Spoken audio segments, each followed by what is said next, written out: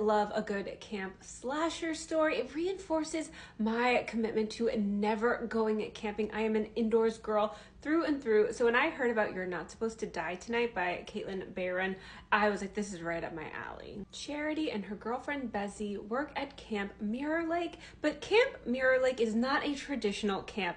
This was the filming site of a horror movie, and campers go for the horror experience. It's kind of like when you pay to go to a haunted house, but here you're paying to go to essentially like a haunted campsite to get the full horror experience.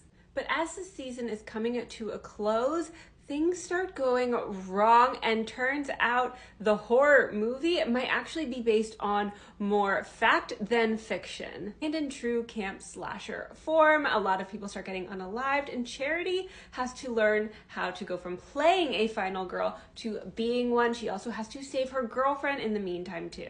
It reminds me a little bit of that movie, The Final Girls. It's a horror novel that is aware of the fact that it is a horror novel, so I loved being able to see those conventions pop up and the fact that they know it, a little bit like in the Scream movie. So I thought that was a fun layer. And also, I pride myself, I'm usually pretty good at guessing twists. I read a lot. However, I did not see that ending coming. I'm still really floored by it.